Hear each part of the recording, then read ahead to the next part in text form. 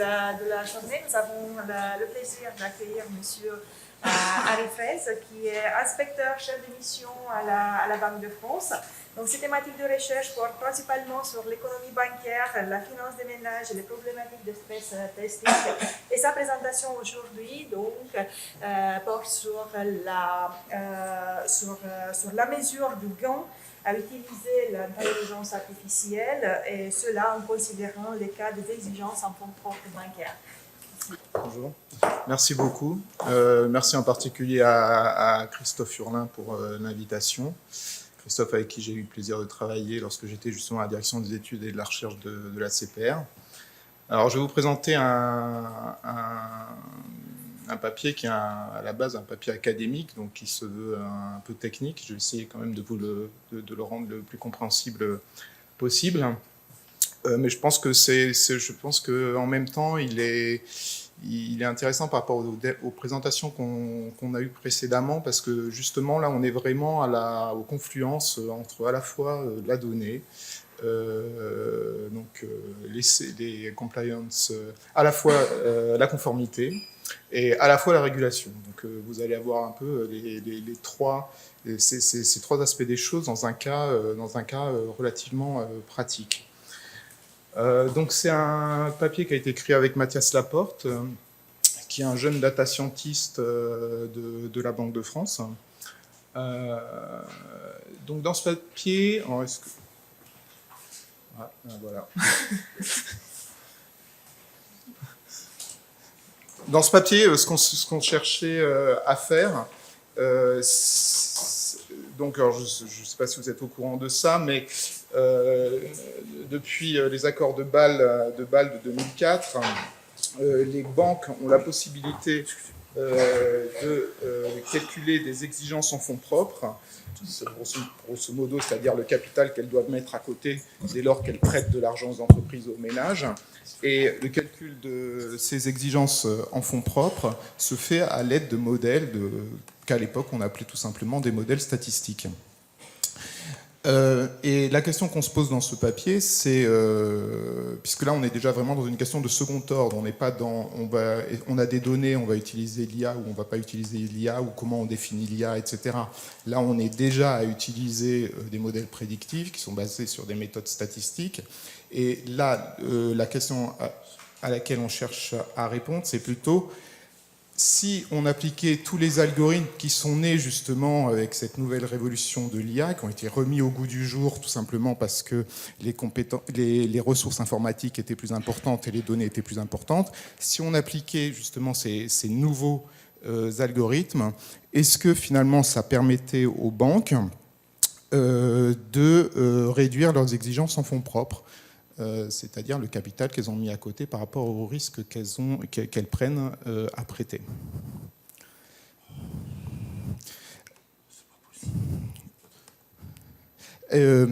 Donc, je continue. Alors, pour mettre cette étude dans un...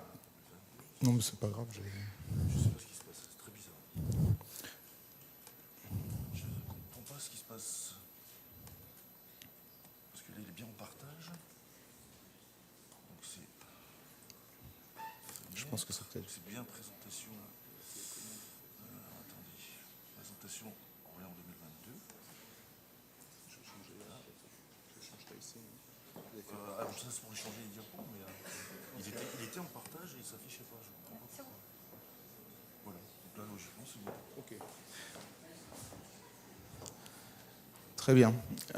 Merci. Donc pour résumer la question du papier, je viens de présenter, on a des modèles internes qui sont déployés par les banques.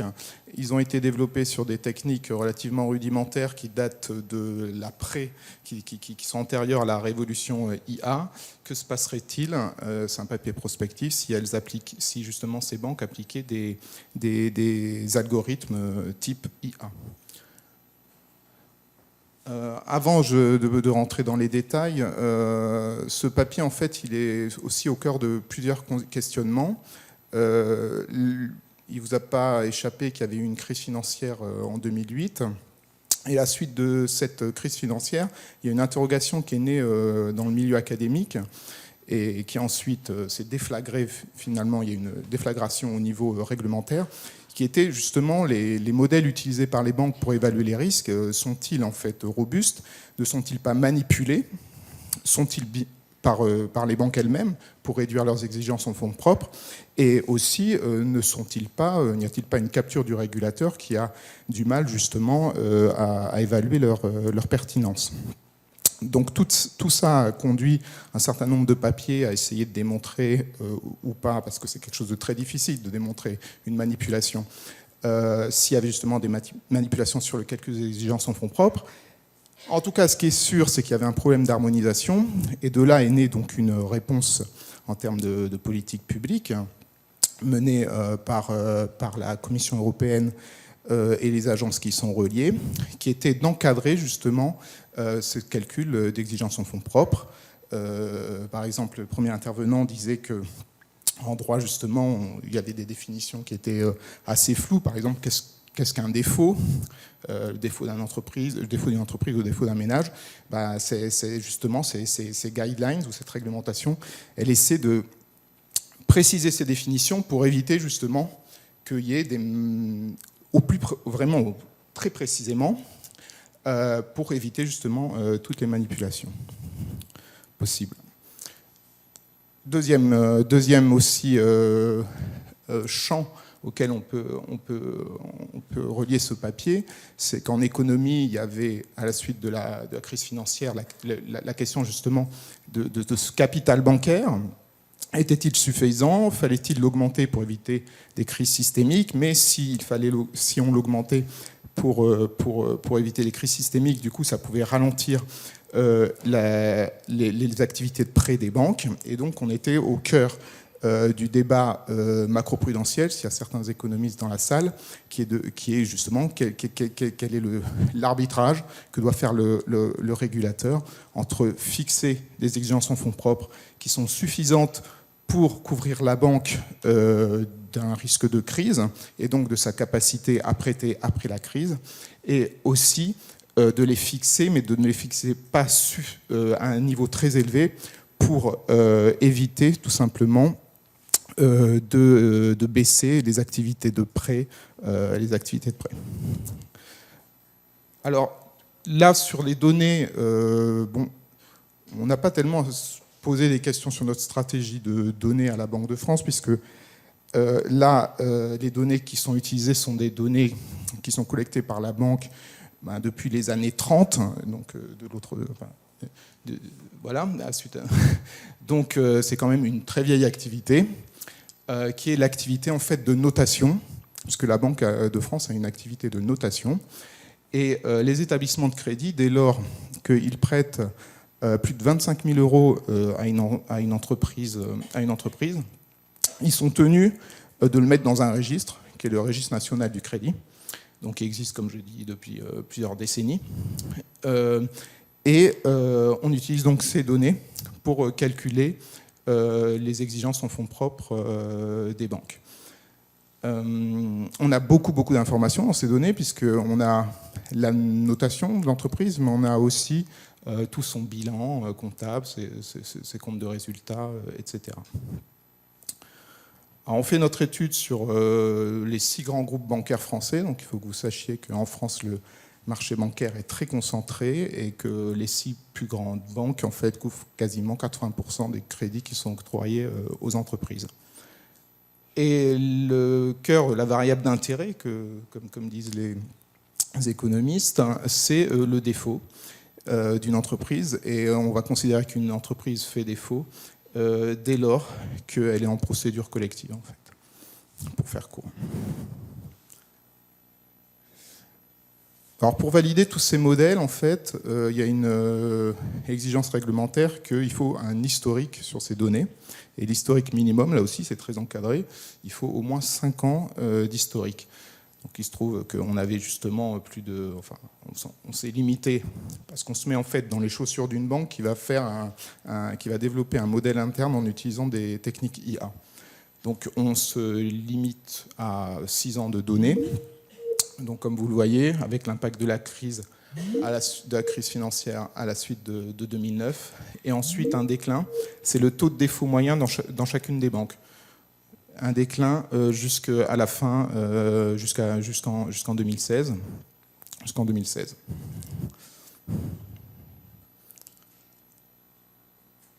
Alors, quand on a soumis cette revue pour publication, donc il y a un référé, il y a un arbitre qui décide, enfin il y en a même plusieurs, qui décide s'il y a une innovation ou pas scientifique. Et il y avait un petit malentendu parce qu'un référé croyait qu'on voulait en fait construire le meilleur modèle IA qui puisse prédire le défaut d'une entreprise. En fait, c'est pas du tout ça ce qu'on veut faire. Ce qu'on veut faire, c'est au contraire, on se dit, ben voilà, il y a des data scientists dans les banques, qu'est-ce qu'ils vont faire? Si on leur dit de développer un modèle IA, bon, ben, ils vont aller sur des modèles, sur des programmes en accès libre bien connus. Ils vont downloader ces programmes, ils vont commencer à jouer avec et à les appliquer, mais ils ne vont pas forcément chercher le meilleur de ces programmes ou la meilleure prédiction possible. Donc ce qu'on a fait, l'innovation, elle n'était pas là en fait. L'innovation, elle était plutôt que on a construit un algorithme parce que, et je suis bien placé pour le savoir, puisqu'en tant que chef de mission à la CPR, c'est un peu mon métier de tous les jours, je dois, une fois que la banque a construit son modèle de gestion des risques, évaluer la robustesse de ce modèle de risque. Et je le fais encadré par les lignes directrices de l'autorité bancaire européenne et aussi par des règlements et des directives européennes. Et donc ce qu'on a fait, nous, c'est qu'on a construit pour chacune des banques et chacune des techniques d'intelligence artificielle le système de notation à l'aide d'un algorithme qui allait permettre, ou en tout cas qui aurait le plus de chances, de passer les fourches codines de notre propre validation. Et notre validation, elle s'appuie sur, je ne vais peut-être pas rentrer dans ces détails techniques, sur des tests statistiques, tout simplement. Donc, pour rendre les choses un peu concrètes, vous avez un système de notation, ça veut dire quoi? C'est-à-dire que vous allez prendre toutes vos entreprises et vous allez essayer de les regrouper dans des classes. Et dans chacune de ces classes, on va considérer qu'il y a une homogénéité en risque. C'est-à-dire que toutes les entreprises de cette classe présentent à peu près le même niveau de risque, c'est-à-dire à peu près la même probabilité de défaut à horizon d'un an. Et puis après, il y a un deuxième critère qui est très important, qui est entre les différentes classes, il faut qu'il y ait une différenciation. C'est-à-dire que si je note mon entreprise A, qui est la meilleure note, eh ben, elle doit présenter un risque différent que si je la note B. Donc ça, c'est le deuxième critère. Et enfin, le troisième critère, c'est un critère de robustesse et de stabilité.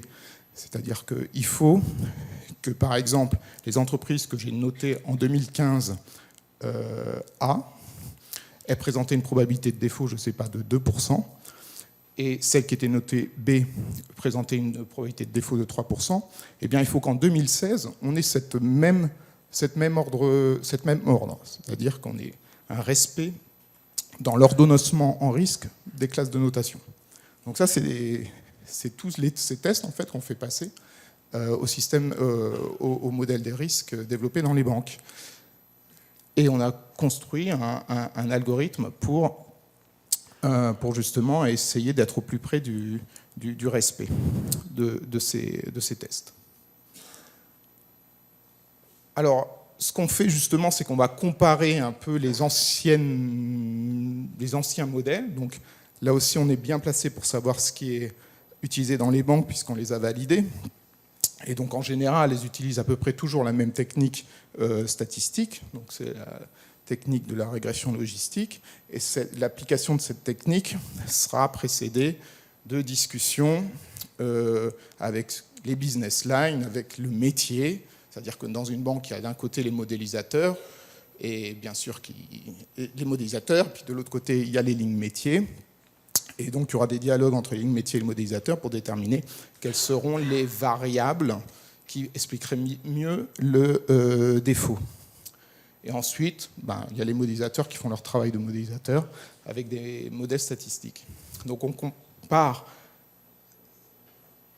cette approche qui utilise donc une méthode statistique assez ancienne, la régression logistique, avec les 4 autres approches qui sont listées ici et qui sont nées un peu avec la révolution IA, on va dire, en termes d'application.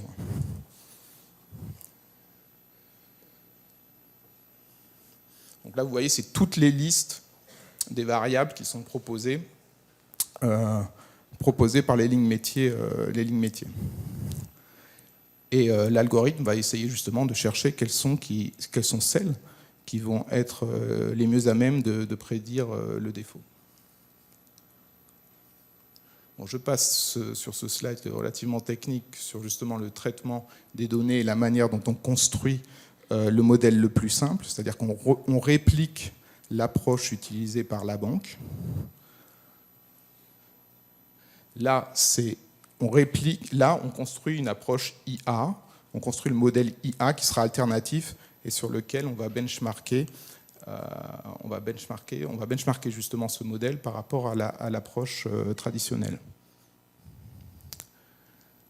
Donc là, je ne reviens pas dessus aussi, c'est ce que je vous expliquais tout à l'heure, c'est tous les tests statistiques qu'on met en œuvre pour valider le modèle et donc ici pour construire celui qui serait le plus enclin à être validé. Et après, on a tous ces modèles et on va les juger à l'aune de plusieurs critères. Le premier critère, ça sera leur capacité justement à passer les tests posés par le régulateur, puisque ces modèles ils doivent être validés par le régulateur avant d'être utilisés par la banque pour calculer les exigences en fonds propres. Et la deuxième, c'est un peu l'incitation de la banque à les adopter, c'est-à-dire la baisse d'exigences en fonds propres que ceux-ci vont induire. Donc ça, bien sûr, c'est illisible. Mais vous voyez, en abscisse, vous avez tous les modèles IA. En ordonnée, vous avez les banques qui sont... Les banques, chaque point est une banque, en fait. Et ce qu'on peut tout simplement voir, si vous vous intéressez juste à la ligne verte, on va dire, qui mesure la performance du modèle, c'est que, grosso modo, tous les modèles ont à peu près la même capacité prédictive, que ce soit des modèles d'intelligence artificielle ou le modèle le plus simple dont je vous parlais tout à l'heure. Oubliez le dernier, je n'ai pas le temps de le développer ici, le dernier box, la dernière boîte qui est sur l'approche standard.